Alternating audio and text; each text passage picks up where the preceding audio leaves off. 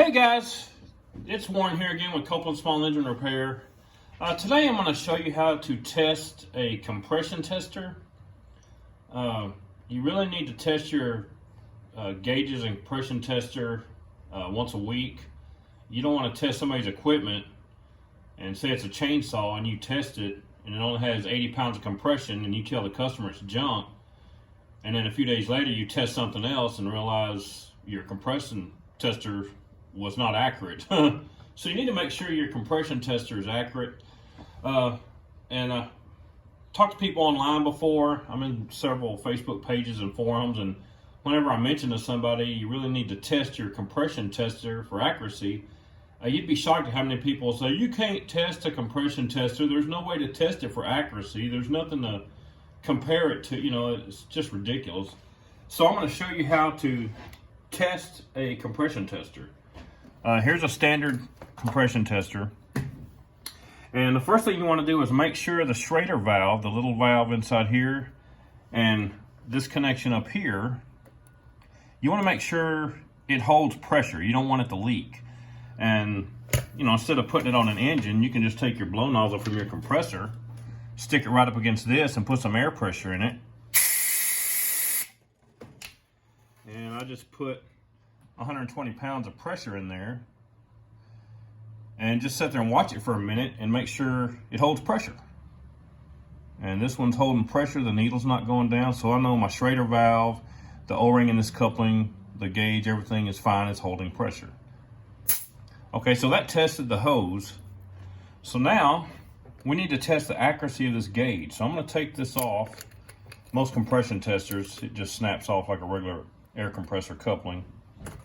I'm going to lay the hose aside because we already tested that. Now we need to test the accuracy of this gauge. Well, you take your cylinder leak down tester, and if you're a shop, you should have a cylinder leak down tester. And a cylinder leak down tester is easy to test because the two gauges are identical, right next to each other, and they should read identical as you put air pressure in it. So I'm going to hook an air hose to my cylinder leak down tester real quick. And I'm going to turn it up.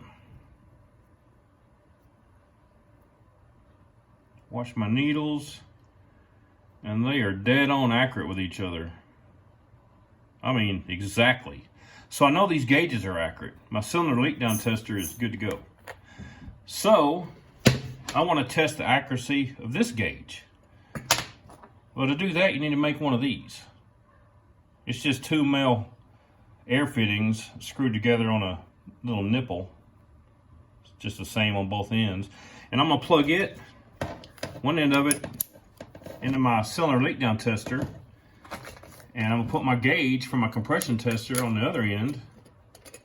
I got to pull the collar back on this one. And you're going to get it set up like this. Can you see all that? So now, when I turn my cylinder leak down tester up, I can watch both of these gauges, and my compression tester gauge should be exactly the same as these two. Because I'm not performing a leak down test, there's no air escaping, so all these gauges should be exactly the same. Let me turn it around this way. All right, so I'm going to turn this up, and as I turn it up, I'm going to watch this gauge over here and make sure it goes exactly with these two gauges.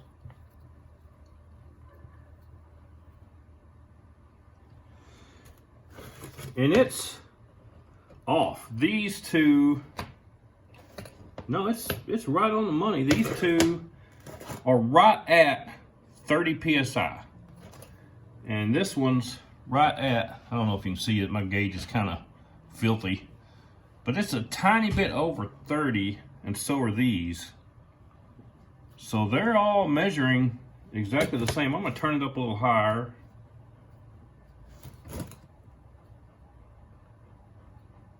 Turn it up to 60. Now both of these gauges are at 60, and my compression tester gauge is at 60. So now I know my compression tester gauge is accurate. So when I test somebody's equipment, I know I'm getting a correct reading. I'm gonna turn this down. But that's all you have to do. It's not rocket science, it's just air pressure. But just make you a double-ended male fitting, so you can take your gauge off your compression tester, connect it to your cylinder leak down tester, and you can, all you got to do is make sure all three of these gauges go up to the exact same point. If one of them is off and two of them agree with each other, you know that gauge is bad. And I like to replace the gauges on my cylinder leak down tester. I mean, as soon as they get off just a little bit, I like to replace them. I got both of these. These are liquid filled gauges. They were like, I don't know, $15, $16 a piece. But that's all there is to it.